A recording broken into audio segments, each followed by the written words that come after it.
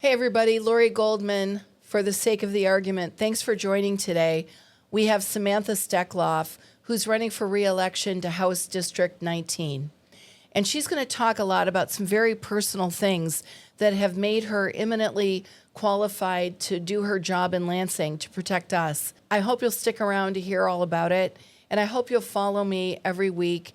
You can check out For the Sake of the Argument on all social media platforms. Thanks for joining today.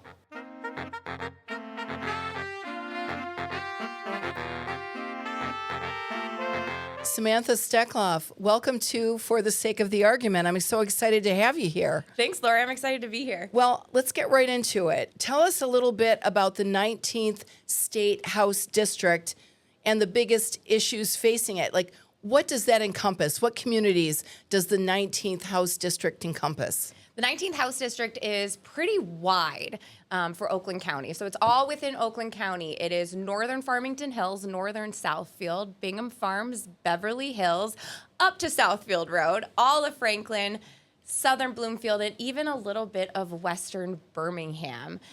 Within this district, I think the things you hear about the most are going to be schools, making sure our educational system is set up for success, making sure that our infrastructure is available between roads and underground water and sewer systems. And then, of course, healthcare. Healthcare is always going to be a number one priority within the state, especially with what we're seeing from the federal government. This is not your first rodeo. In fact, I am west of Southfield Road in Beverly Hills, so you're my House rep. Yes, I am. Tell us your background a little bit, how you got here. So I was first elected in 2013 to the Farmington Hills City Council. Absolutely love local government. It's how I got my start. I created the Mayor's Youth Council in Farmington Hills back in the year of 2000. It was an opportunity for young people, especially high schoolers, to be able to have a voice within their communities. And it was put on by the city. And so it's a chartered commission within Farmington Hills, and started celebrating and, also promoting those across the state of Michigan as well as in Indiana when I was going to Purdue. So I have a lot of experience before I even became elected. But in 2015, I unfortunately was diagnosed with breast cancer at a very young age. I was single. I was at the height of my health, or so I thought. I had a dream job working at Wayne State University, and this diagnosis came crashing down.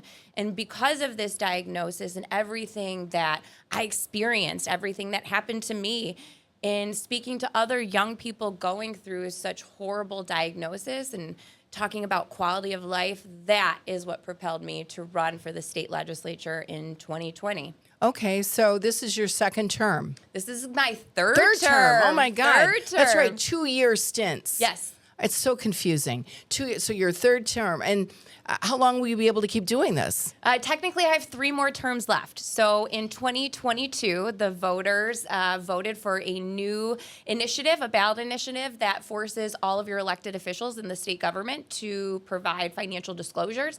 But it also changed the way we do term limits. So it used to be 6 years in the House and 8 years in the Senate. Now you can do 12 years in the House or 12 years in the Senate. And I think that's really important because relationships and coalition building in Lansing is imperative. We're a purple state. We're going to be flipping back and forth with our leadership. And it's really important that those relationships are maintained because the continuity of the work we're doing is so important. Let's go back to the fact that you're a cancer survivor. Have you brought forth legislation that deals with our health here in Michigan? And after you answer that, are you a supporter of MyCare, the state-based universal health care? Or do you think that Medicare for All, which is a federal component, is better? It's really important for us to start off by saying we have severe issues in the healthcare space between our rural healthcare centers at unbelievably slim margins to what's happening with the cuts of Medicaid, Medicare, work requirements, behavioral health. But for me, I was told by a friend, her name is Ashley Barrissey, you may see her on Channel 4, in the mornings. Her mom was a breast cancer survivor, and we became very close in our early 20s. And when I called her to tell her I got diagnosed with breast cancer, she said this one sentence that completely changed my outlook. She said, "Sam, I know who you are.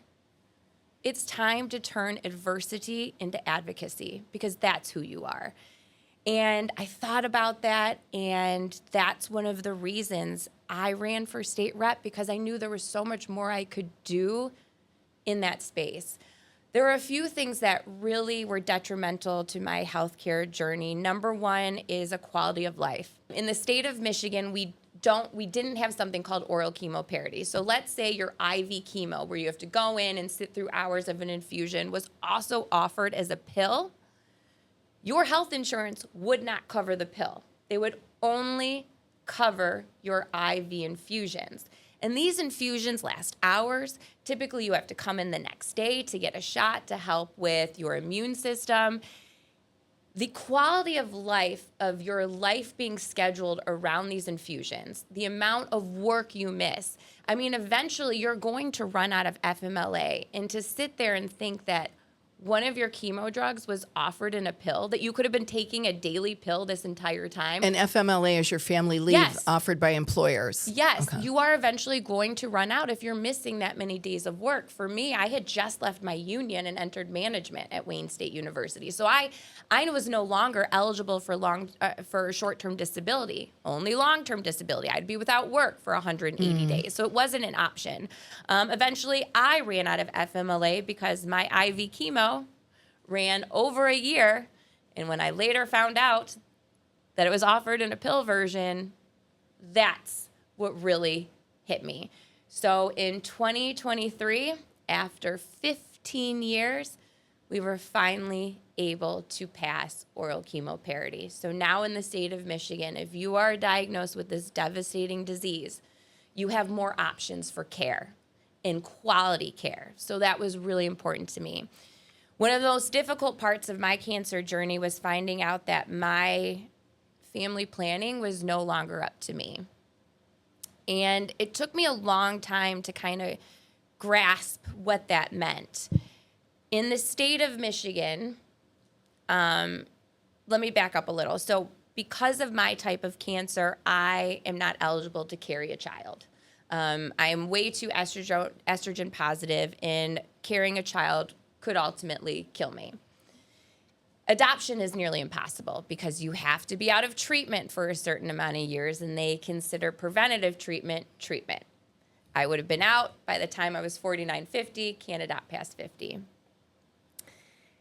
So I thought, well, before I started chemo, I was able to go through 1 month of egg harvesting. So I went through an IVF treatment, and I just said, you know what? I can't do it. I can't adopt, so I'll try surrogacy. Well, surrogacy is criminalized in the state of Michigan. I don't believe, is that true? Yes, we were one of only 2 states that criminalized surrogacy. Not only that, in the state of Michigan, there was a 40-year ban that completely destroyed parentage. So if you used a donor egg or if you used donor sperm, depending on your court order, you may not be the legal parent of that child. It was really the wild, wild west. So families are still being born. People are still choosing alternative ways for reproduction. And people were still going through surrogacy. My friend, Tammy, she could not get a pre-birth order, which meant that she would not be on the birth certificate of her children.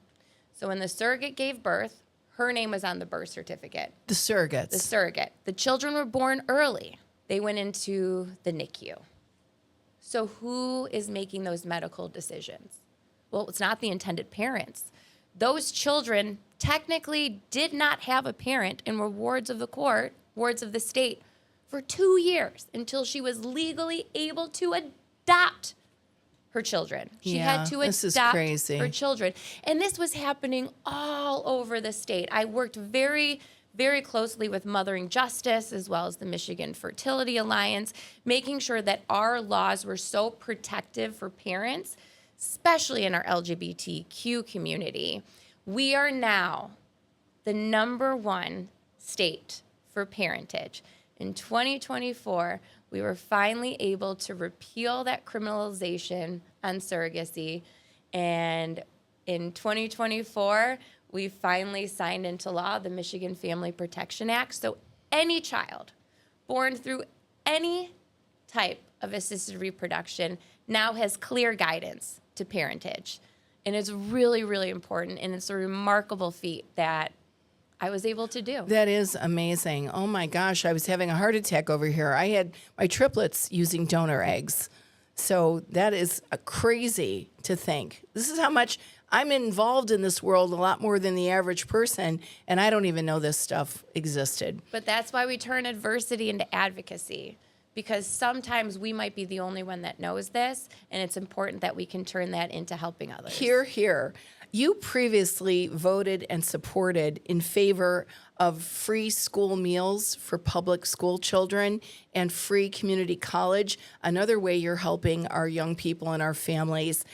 What are the impacts of what you helped put in place in Michigan? Why are they so important? The future of Michigan depends on our talent. And every child deserves to live a long and prosperous life. So how do we do that? We have to give them the foundation to do that. I'm proud to serve on school aid budget. I've served on appropriations my entire time in the state legislature because I truly believe the budget's the most important thing we do. We're literally putting our money where our mouth is. And there is no greater thing that our tax dollars could be spent is feeding our children. There's a huge misconception that our wealthy areas don't need this program. But even in my communities, in one of my most wealthy cities, 20% are below the poverty line. 20%. Not surprised. And these are schools that people are trying to take away this program from. But even so, I have a friend who was going through her own breast cancer journey. She was a single mom. Going to the grocery store, packing her children's lunch in the morning was so difficult when she could barely keep up with herself. So again, this is also something that helps families out because everyone is going to face some sort of adversity in their life, and we need to be there to help protect the children. Free community college is something that I was very proud of to be able to get through when I was chair of higher education and community colleges. We know in the state of Michigan, we were one of the first states that truly put into our Constitution education from K through college graduation. And that's something that's amazing. really, it's amazing in the state of Michigan. So we needed to follow through with that. And free community college is brand new. It's brand new, so you may not have heard about it yet, but any graduating senior in the state of Michigan, especially in my district, is eligible for free community college. You'll be glad to know that my son is attending Oakland Community College, and he is partaking of what you put in place with others. Thank you. That's wonderful. A really big deal, hot button issue in Michigan are the data centers. And I know you voted yes to give the utilities a tax break on the data center front. I'd like to know what your rationale was for that and what can we do going forward, because there aren't a lot of protections in place. I know we all saw the picture of the governor next to the billionaires with a shovel, and we're worried as Michiganders about our natural resources and our way of life, our quality of life. What protections can be put in place for communities, for workers, for all of us going forward? That's a great question. I appreciate that question, too. It took me a long time for a yes vote. This wasn't a vote that went up just once. It went up multiple times, and I was a no for a very long time because I needed protections written into the bill. And a lot of times in Lansing, I also have to work in a reality, and it was going to pass. It was going to pass. So what could I do to protect my residents? So the protections that we put in the bill, now I'm not saying that's what's being done, but that was put in the bill, were making sure that no energy costs can be put onto the ratepayers. It needs to have a closed loop system to help with the water issues. Local control was one of the biggest things that I needed. And one of the reasons I think so many people are up in arms, because that's not necessarily what's being done. And I'm going to talk specifically about the local control issue. The Township of Saline voted down the project. Right. They voted down the project. This should be done by your local governments. Well, the company sued the local government. It's a small township. There was no way it would be able to afford those legal fees, and they made the very difficult decision to decide not to go to court. Now, did they get a lot of stuff in return? Yes, they got, stuff for a new fire station, for a rec center, but the township voted it down. Now, in the city of Southfield, which is in my district, they have had data centers for a very long time. Actually, Southfield is known as one of the digital hubs in the state of Michigan. I think they just approved their 11th one. But not all data centers are equal. I was just about to say that. They're not all equal. So this is the first AI data center that we're seeing come in. It's a small one. It's about 12 acres. But I know that the city's been working with Metro Blocks, and we will see what happens. There is a sunset on this bill for 2029. A lot of the powers have to do with the Michigan Public Service Commission. I know a lot of people think the legislature oversees it. Unfortunately, we do not. That goes through, all regulations go through them. Michigan is a highly regulated state, so a lot of the things you're seeing on the East Coast are not going to happen in the state of Michigan, but because these are so new, there's a lot of fear. No one wants a data center in their backyard. Absolutely not. They have a little bit of noise depending on the size of it. Quite a lot of noise. Some of them, but yeah, depending on the size of it, it can bring in a lot of noise, and it can cause, some disruption, especially if there's and neighborhoods lowering right of there. property values. Yep, exactly. Mm-hmm. So it's one of those things where a lot of people are going to say, let's see what happens. I think we've kind of seen what has happened, and it's time that we might need to look at putting possibly new regulations in to make sure that our local governments are still made whole. We're going to see, but Dana Nessel has really been working her magic on a lot of these data centers. I know she's been on your podcast before where she's looking at the contract and almost everything is redacted. There's a lot of issues. So while I say I eventually voted yes, I voted yes for protections that I didn't see happen in one of those. And it's very upsetting. 2026 is a big election year for Michigan. The governor's mansion's up for grabs. The U.S. Senate is a very highly contested multi-candidate race. What should Democrats be focusing on to win back voters that stayed home last time or voted for Trump? What can Democrats do? This is the question of all questions. This is the question of all questions. So I am the finance chair for the House campaign. So I'm in charge of 110 House seats. And the number one thing we are focusing on are those kitchen table issues. Affordability. Affordability is number one, and the affordability in everything between education, healthcare, groceries, housing.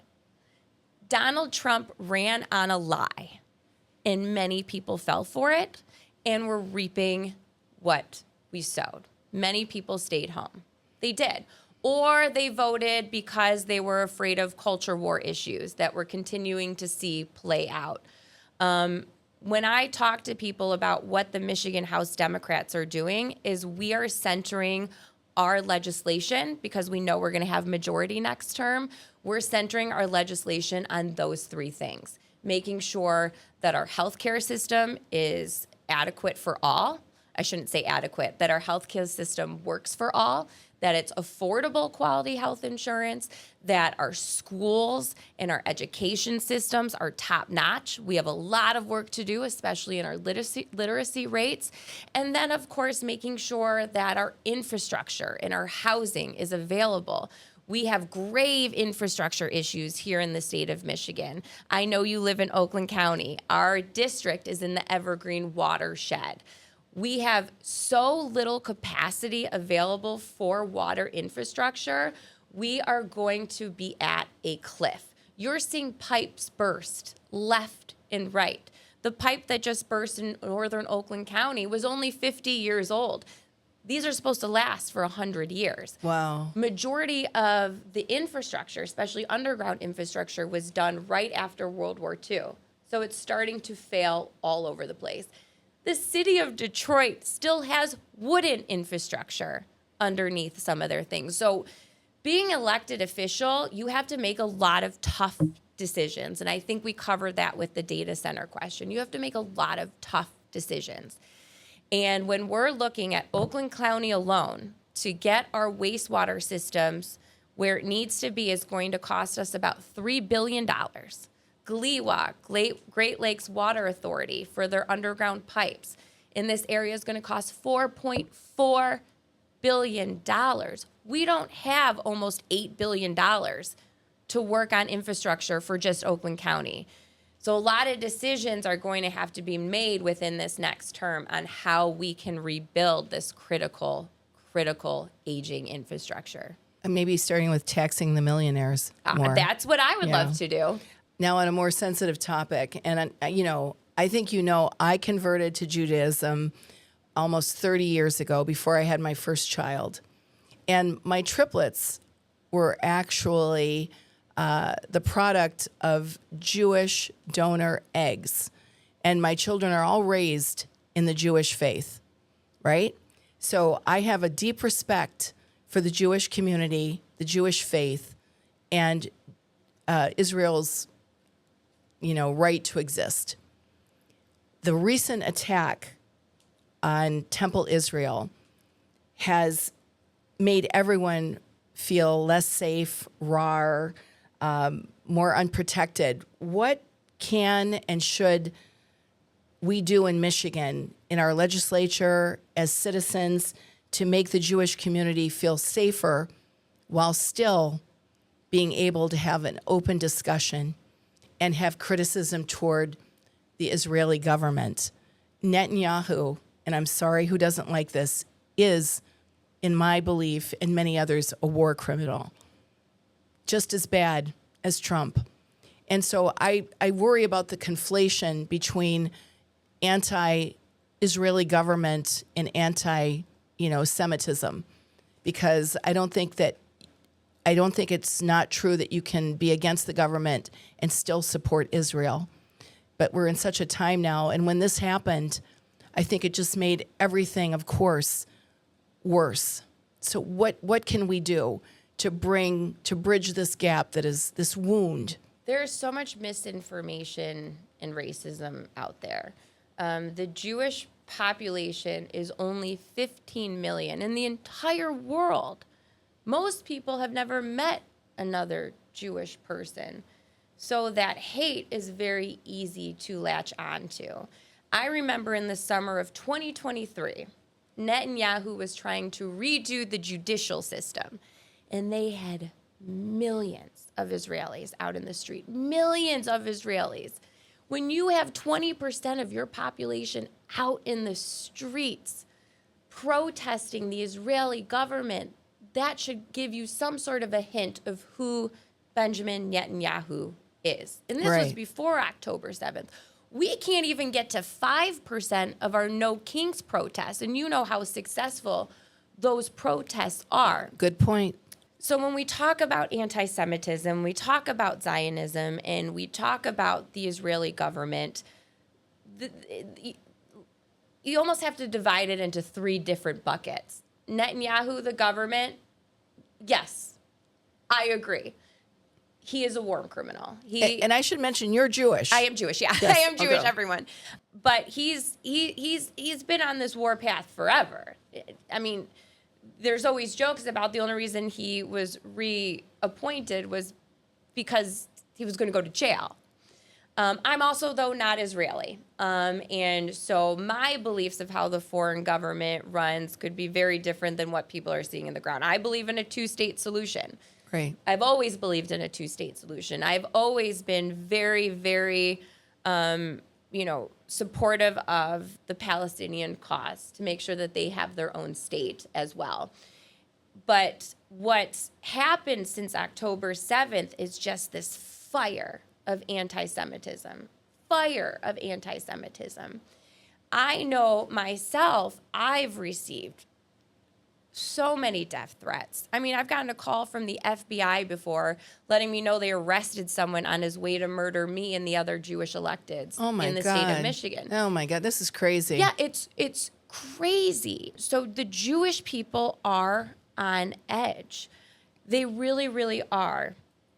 And the Temple Israel terrorist attack fueled the fire in a way where I'm not sure the Michigan Jewish population is able to, it's going to take a long time, a very long time for the Jewish population of Metro Detroit to come back. Mm-hmm. I'm a member of Temple Israel. Oh, really? I am a member of Temple Israel. And I was on the floor when I found out. Representative Noah Arbit, who is the other Jewish elective, came running over to me, and he said, there's an active shooter at Temple Israel. And the only thing I could think about was the preschool, because I know during the day, the preschoolers are there. My sister-in-law had a noon appointment there that day for my 2-year-old niece to start attending preschool. Wow. First call I made. She got held up at work and couldn't make it.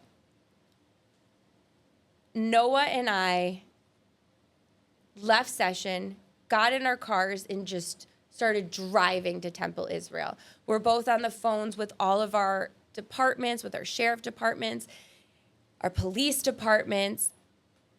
You had a terrorist attack happen with 100 preschoolers. Some of these preschoolers are newborns. You know, right. Half of these kids can't even walk. So teachers, if they can get out of the building that is now on fire, are just taking children and, you know, running to the neighborhood behind Temple Israel and putting them in garages and this. So it took hours to find everyone. And I went to services the next day, and the rabbi was talking about how he was sitting at Shenandoah Golf Course, which is owned by the Chaldean Chamber, who opened up their doors to Temple Israel parents. They opened up their doors to be a hub for medical and emergency personnel. And I remember the rabbi saying, as he was waiting for each child to enter that building, he kept thinking about all the tiny graves he would have to dig that day. This could have been one of the biggest mass casualty events we've ever seen, not only on the soil, but in the state of Michigan. And if it wasn't for the security measures they had in place, this would not have been the miracle it was. And they have security measures in place as a norm for decades. Yes. Because of the threats. The Jewish religion is the most expensive religion to be a part of. The Jewish religion, the people pay about $1 billion annually just for security. In the state of Michigan, we have been able to help with some of those costs by appropriating $19 million in the past 5 years. This year, because of the terrorist attack and the community that is so traumatized, I went in and testified on a new security grant. It would be $5.75 million for 5 years, and this would be statewide.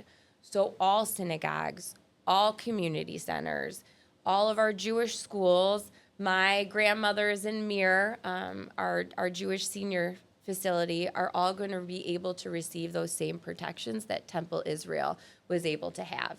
And I think that's really important. There's one more thing we have in the budget that is especially important this year, and it's called a multicultural line item. And it's in our DHHS budget, and it's a line item for mental health services for 4 organizations. And these are the most critical, probably 4 organizations that have to do with everything that went on. It's the Arab community, the Muslim community, the Chaldean community, and the Jewish community. Those are the 4 organizations that receive this multicultural line item. And it was cut in the Republican budget this year. It was cut in the House Republican budget.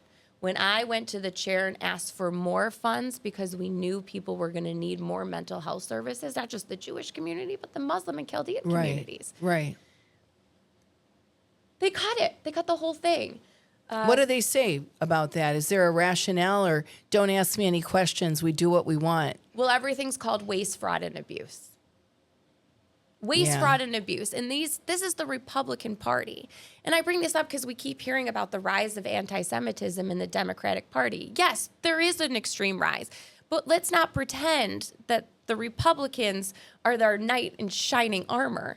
In December, they did all these clawbacks, ridiculous clawbacks, something I've never seen done before. They found the most obscure rule possible, where one appropriations committee, by a simple vote, can claw back $600 million. And when included in those millions of dollars were childhood cancer programs, RX kids. But if we want to talk about what's going on with this particular question, they clawed back funding for the Holocaust Memorial Center. They clawed back funding for Jewish security funding. So I think it's really important that we talk about how, while we have a very, very small Jewish community, it's really important that we maintain our elected officials that are Jewish, because we need to be able to fight for these types of things. Alabas Farhat, who's the representative out of Dearborn, he and I sit down constantly and talk to each other about things that we can do to support each other's community. And that dialogue that he and I have is not only so special, but it's so needed. And that is why I think the Democratic Party will continue to shine when we talk about this hate. It's hurtful now, and it's going to take some time, but I know we're going to come together. For 80 years, whether it was the Jews and the blacks, the Jews and the Chaldeans, or the Jews and the Muslims, we have stood together. And outside pressure is not going to break that significant partnership that we have. And a lot of these people, the pot stirrers, are outside the Jewish faith or culture, outside the Arab, Muslim, Chaldean culture, which is always what happens, standing on the sidelines. Or they're not from Detroit. Yeah, exactly. Detroit's a melting pot. In my high school alone, we spoke every single language. How cool is that? Yeah. How special is that? Well, that makes for less racist people and anti-Semitic people. What is an aspect about working in state government that most Michiganders would be surprised to learn? Like, it can be a good or a bad thing, but something as a part of the legislature that you have to deal with, or that you might like even. I think this would have been a different answer if you would have asked me a few years ago. The political divide, or the quote-unquote theater you see at the federal level, hasn't really hit the state level. Now, is the Speaker of the House trying to? Absolutely. Absolutely. But when it comes to the Michigan legislature, we, Democrats and Republicans, make an effort to be there for each other. We make an effort to talk to each other. We make an effort to hang out outside of the Capitol to get to know each other, to talk about legislation. And I think people would be surprised about how much bipartisan legislation we've been able to get through. This year, 100% of all legislation signed into law is bipartisan. All right, well, that's good to know. No one's, as I would say, blocking any of that now. They've turned over a new page. They're not blocking bills being brought to the floor. Well, I didn't necessarily say just that, but well, it's well, we see you. We see you, people that stand in the way of progress. Don't forget, you work for us. Yes, you do work for us. How would you compare campaigning this year to previous years? Are voters more or less energized than before? They're more engaged than before. They are very much more engaged. When I go to doors this year, I'm getting a lot more intricate questions, not just the typical data center question or money out of politics. People are really wanting to know about specific things. For example, the University of Michigan and Blue Cross trying to come together on a contract. Those kitchen table conversations and topics that you may have heard about in the past, there's a lot more information tied to them. So people talking about education, knowing that there's free community college, but how do you move past community college? So I have been interested to see the engagement of so many people because it is different.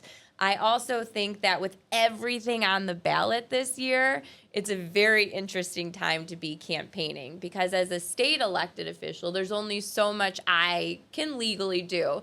A lot of people want to know what I can do at the federal level.